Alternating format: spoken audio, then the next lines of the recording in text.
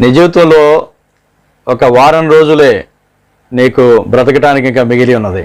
ఈ వారం రోజుల్లో నీవు ఎలా జీవిస్తావు, ఏ పనులు నువ్వు చేస్తావు, ఎవరిని కలుస్తావు, ఎవరితో సమయాన్ని గడుపుతావు, ఎవరితో మాట్లాడతావు. సో యేసుక్రీస్తు ప్రభువారి జీవితంలో ఆఖరి వారం, ఒక వారం రోజులు మిగిలి ఉంది. It's last week, holy week అంటారు, ప్యాషన్ వీక్ అంటారు. సో ప్రభు దాన్ని ఏ విధంగా గడిపాడు, ఎవరితో గడిపాడు, ఏ ప్రాముఖ్యమైన విషయాలను వాళ్ళకి చెప్పాడు, ఏం మాట్లాడాడు, ఆయన యొక్క దేనికి ప్రాధాన్యత ఇచ్చాడు ఆయన అనే విషయాలను మనం నేర్చుకుందాం. యేసుక్రీస్తు ప్రభువారిని శుక్రవారం సిలువేశారు. దానికి ముందుగా ఆదివారం ఆయన యెరూషలేములో గాడిద పిల్ల మీద ఆయన ప్రవేశించాడు. అయితే ఇక్కడ ప్రతిరోజు ఆయన ఎలా గడిపాడు అని మనం చూసేటప్పుడు మనం గమనించవలసిన విషయం ఏంటంటే, మనం అర్థం చేసుకోవాల్సింది ఏంటంటే, యూదుల క్యాలెండర్ ప్రకారం రోజు ఒక దినం సాయంత్రం 6 గంటలకు ప్రారంభమవుతుంది. ఫర్ ఎగ్జాంపుల్, యేసుక్రీస్తు ప్రభువారిని శుక్రవారం సిలువేశారు, మధ్యాహ్నం 3 గంటలకు ఆయన ప్రాణం విడిచాడు. కానీ యూదులకు ఆ శుక్రవారం ఆ దినం ఎప్పుడు మొదలవుతుందంటే, ఆ ముందు రోజు సాయంత్రం 6 గంటల నుంచే ప్రారంభమవుతుంది. కారణం, ఆదికాండంలో మనం చూస్తే దేవుడు దినాలని గుర్తించినప్పుడు సాయంత్రము ఉదయము కలగగా ఒక దినమాయను. సో సాయంత్రం కలిగింది మొదట, తర్వాత ఉదయం కలిగింది. ఆ విధంగా మనం ఈ యొక్క దినాలను మనం లెక్కించడం జరుగుతుంది. సో యేసుక్రీస్తు ప్రభువారు ఆయన లూకాసు వార్త 9వ అధ్యాయం 11వ వచనం ప్రకారం ఆయన పరమునకు చేర్చుకొనబడిన దినములు పరిపూర్ణమైనప్పుడు ఆయన యెరూషలేమునకు వెళ్ళుటకు మనసు సిద్ధపరచుకుని మనం యెరూషలేముకు వెళుచున్నాము అని తన శిష్యులకు బోధపరిచాడు. So they started on a journey from Galilee to Judah. గలిలయ నుంచి వాళ్ళు సమరయ ద్వారా యెరూషలేమునకు వాళ్ళు ప్రయాణం ప్రారంభించారు.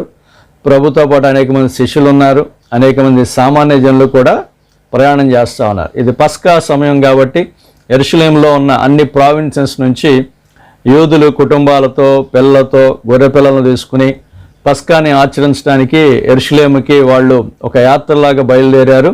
యాత్ర కీర్తనలో ఫర్ ఎగ్జాంపుల్ 121వ కీర్తన, కొండల వైపు మా కన్నులెచ్చున ఎక్కడి నుంచి మాకు సహాయం కలుగును అని పాటలు పాడుకొనుచు, తొట్టెలకుండా మా పాదములను కాపాడువాడు ఆయనే అని ఇలాంటి పాటలు పాడుకుంటూ వాళ్ళు యెరూషలేము ప్రయాణం చేస్తూ ఉంటారు. సో యేసుక్రీస్తు ప్రభువారు అలాగ ప్రయాణం ప్రారంభించి వచ్చి ఆయన తూర్పు గేట్లోంచి ఎంటర్ అయ్యాడు. ఎరికో పట్టణంలో ఆయన ప్రవేశించాడు. ఎరికో పట్టణంలో ఆయన అక్కడ మనం చూస్తాం జక్కయ్య ఇంట్లో విందు చేశారు. శుక్రవారం యేసుక్రీస్తు ప్రభువారు శుక్రవారం సిలువేయబడతారంటే ఆ ముందు శుక్రవారం సాయంత్రం జక్కయ్య ఇంట్లో విందు జరిగింది. సో శనివారం ఆయన బేతనీలో ఉన్నాడు. బేతనీలో అక్కడ కుష్ఠరోగి ఇంటి దగ్గర విందు జరిగింది. ఆ విందులో లాజరు పరిచర్య చేశాడని దేవుని వాక్యం సెలవిస్తా ఉంది. ఆయన మృతుల్లోంచి లాజరును లేపాడని అక్కడ వచ్చిన ప్రజలు, మృతుల్లోంచి లాజరును లేపిన యేసు అక్కడికి వచ్చాడని విన్నప్పుడు వాళ్ళందరూ యేసును చూడటానికి వచ్చారు. యోహాను సువార్త 12వ అధ్యాయం 1వ వచనం. అంత మాత్రమే కాకుండా మృతుల్లోంచి ఆయన లేపిన లాజరును చూడటానికి అనేక మంది ప్రజలు బేతనీకి వచ్చారు. సో తర్వాతి రోజు ఆదివారం ఉదయం ఆయన చూడటానికి వచ్చిన ఈ ప్రజలందరూ కూడా, జనసాంద్రహం కోలాహలంగా ఉంది, వీరందరూ కూడా ప్రభుని వెంబడిస్తూ వారు మట్టలు తీసుకొచ్చి కింద పరిచి గాడిద మీద ఆయన కూర్చున్నప్పుడు ప్రభు పేరట వచ్చి రాజు స్తుతింపబడును గాక హోసన్నా అని పలుకుచు దేవుని స్తుతించి ఆరాధించి ఆయన్ని గణపరిచి ఆయన రాజుగా ఆయన యెరూషలేములోనికి స్వాగతించడం జరిగింది.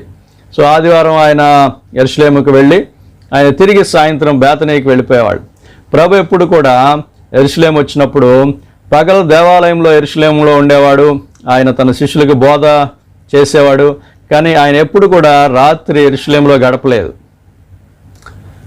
బేతనీయ గ్రామానికి లేదంటే చుట్టుపక్కల ఉన్న గ్రామాల్లోకి వెళ్ళి రాత్రి అక్కడ తన బంధువులు తెలిసిన శిష్యుల యొక్క గృహంలో ప్రభు ఉంటా ఉండేవాడు. ఒకే ఒక్క రాత్రి ప్రభు యెరూషలేములో ఉన్నాడు. ఆ రాత్రి ఆయన్ని అరెస్ట్ చేసి ఆయన్ని తీసుకువెళ్ళి చంపేశారు. Jerusalem is a political and religious centre. యెరూషలేము రాజకీయ హెడ్ క్వార్టర్స్, యెరూషలేము మత హెడ్ క్వార్టర్స్, దేవాలయం ఉంది అక్కడ. సో రాజకీయము మతము రెండు కూడా కలిసిన ప్రాంతం యెరూషలేము. ఆయన రాజునైన యాజక సమూహంగా మనల్ని చేశాడు. ఆయన రాజు యాజకుడు.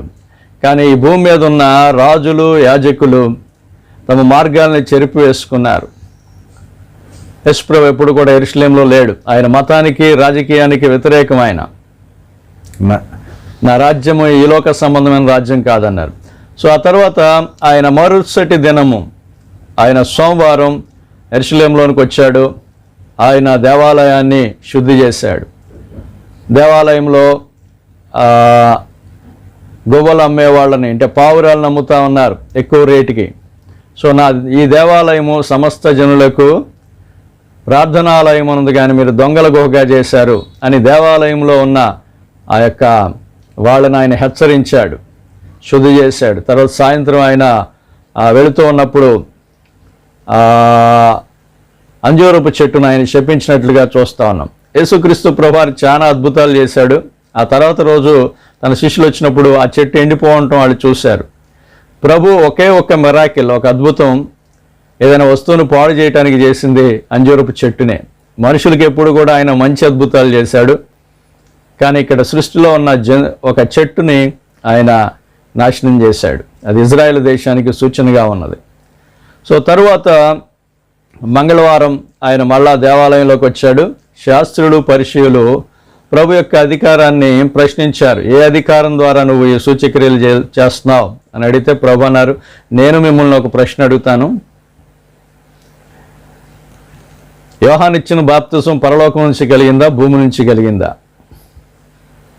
ఆయన ప్రశ్న వేశాడు వారిని. దావీదు మెస్సయాని ప్రభు అని ఎలా పిలుస్తున్నాడు? మెస్సయ దావీదు వంశంలో దావీదు కుమారుడు కదా.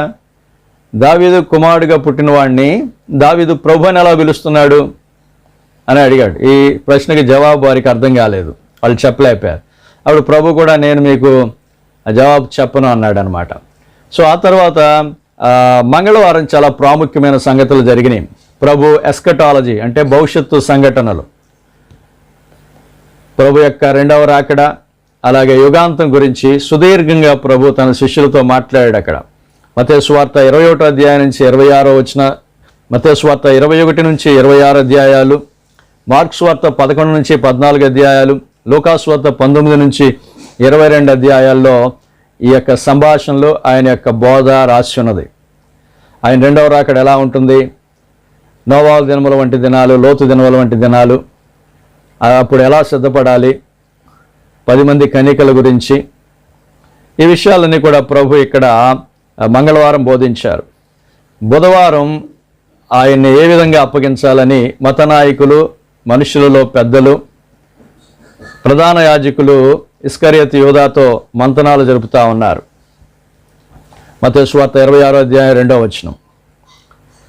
అలాగే బుధవారం సాయంత్రం మరియా యేసుప్రభు యొక్క దేహానికి అత్తరు పూసింది. మత్తయి సువార్త 26:12. గురువారం రోజు యేసుప్రభు వారు తన 2 శిష్యులను పిలిచి మేడగదిలో ప్రభురాత్రి భోజనం ఆచరించడానికి, పస్కాని ఆచరించడానికి సిద్ధపాటు. ఈ మేడగది అనుభవం చాలా గొప్పది. ఇక్కడ ప్రభు క్రొత్త నిబంధనను ప్రారంభించారు. ఇది నా రక్తం అనగా అనేకులు పాపక్షమాపణ నిమిత్తం చిందించబడుతున్న నిబంధన రక్తం. పస్కాని ఆచరించాడు.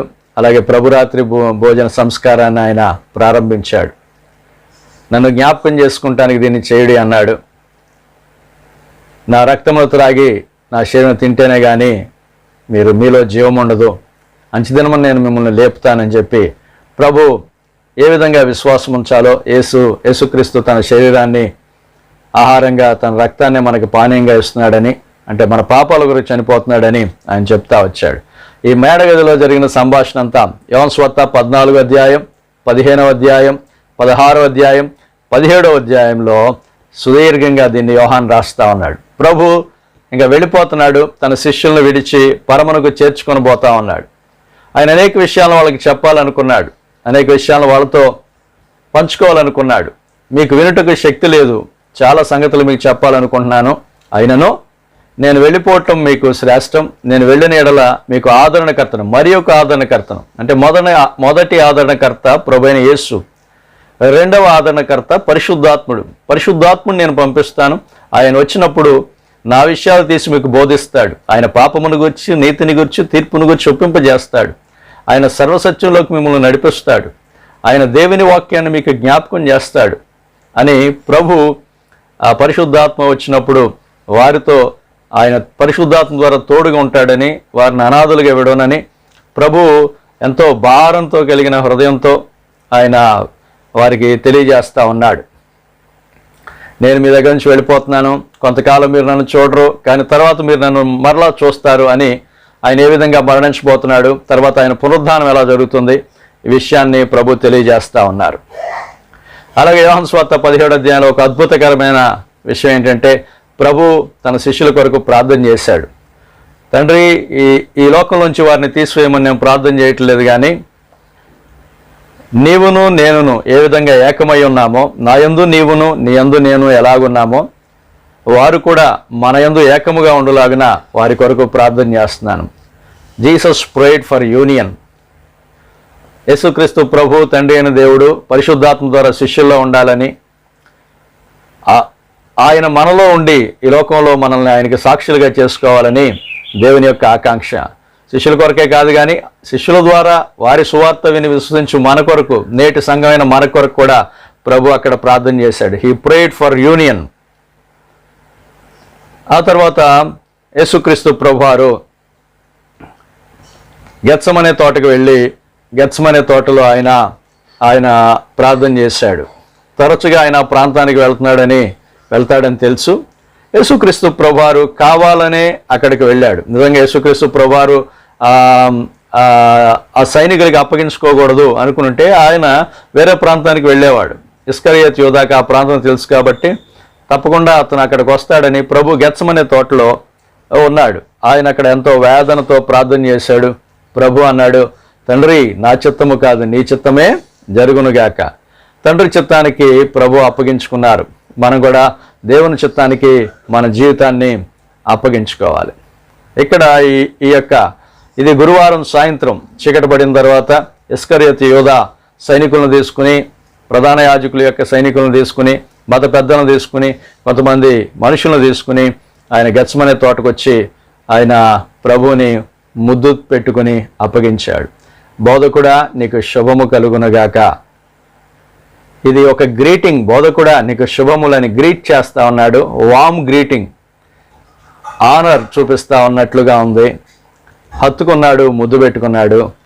నేను ఎవరిని ముద్దు పెట్టుకుంటాను, అతనే మనిషి కుమారుడని వాళ్ళకి తెలియజేశాడు. ఇక్కడ ఒక ఆసక్తికరమైన సంఘటన ఏంటంటే, మీరు ఎవరిని వెతుకుచున్నారు అంటే నజరేయుడైన యేసుని అని సైనికులు అన్నారు. నేనే ఆయనను, ఆయామ్ అని ప్రభు అన్నప్పుడు అక్కడ సైనికులందరూ వెనకకు తగ్గి వాళ్ళు క్రింద పడిపోయారని దేవుని వాక్యం సెలవిస్తా ఉంది. ప్రభు ఆ సైనికులకి తన శక్తిని చూపించాడు. ఆయామ్, నేనే ఆయనను, నేనే అబ్రహాము, ఇస్సాకు, యాకోబుల దేవుడును, ఐయామ్ దట్ ఐయామ్, ఉన్నవాడును అనువాడునని ప్రభు మరొకసారి బయలుపరుచుకున్నారు. యేసుక్రీస్తు ప్రభువారు తను తానే కావాలని వారికి అప్పగించుకున్నాడు. యేసుని ఎవరు సిలువ వేశారు? రోమీలు సిలువ వేశారా? యూదులు సిలువ వేశారా? సైనికులు సిలువ వేశారా? నీవు నేను సిలువ వేశామా? మన పాపాలు ఆయన సిలువ వేసినయా? ఏంటి అంటే, ఈ గడియ కొరకే నేను వచ్చాను. లోకం పుట్టింది మొదలుకొని వధింపబడిన గొర్రెపిల్లగా ఆయన ఇష్టపూర్వకంగా వచ్చాడు. ప్రభు అన్నాడు యోహాను సువార్త 10వ అధ్యాయంలో, ఎవడునూ నా ప్రాణము తీసుకొనలేడు. నా ప్రాణము పెట్టుటకు దాన్ని తీసుకొనుటకు నాకు అధికారం కలిగి ఉన్నది. నేను నా ఇష్టపూర్వకంగా నా ప్రాణం పెట్టుచున్నాను. నా ప్రాణం పెట్టి మరలా దాన్ని తీసుకుంటానికి నా తండ్రి వల్ల నేను అధికారం పొంది తిని, ప్రాణాన్ని పెట్టడానికి కానీ ప్రాణాన్ని మరలా తీసుకుంటానికి కానీ యేసుక్రీస్తు దేవుడు కాబట్టి ఆయనకు అధికారం ఉంది.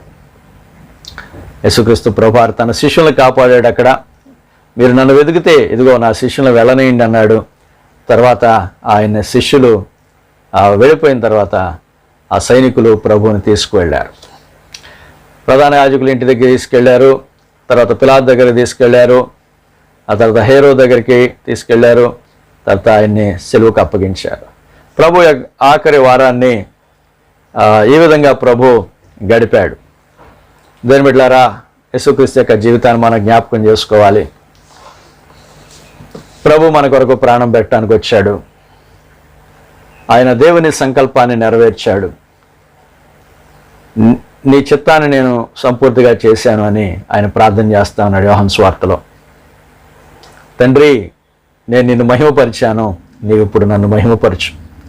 ఆయనకు ఒక శబ్దం వినపడింది, నేను నిన్ను మహిమపరిచి ఉన్నాను, ఇక నువ్వు మహిమపరుస్తాను. మనం కూడా ప్రభు యొక్క దేవుని యొక్క చిత్తం చేయటానికి బ్రతకాలి. దేవుని మహిమపరచడానికి బ్రతకాలి. దేవుని ఘనపరచడానికి బ్రతకాలి. దేవునికి సాక్షులుగా బ్రతకాలి. దేవుని నామానికి స్తోత్రము కలుగునుగాక. Praise the lord. యేసు వలె ఉండుటకు మనం పిలవబడ్డాం. యేసు వలె మనం కూడా దేవుని చిత్తానికి అప్పగించుకుందామా మన జీవితాల్ని?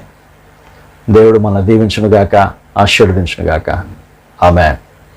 ఆమేన్.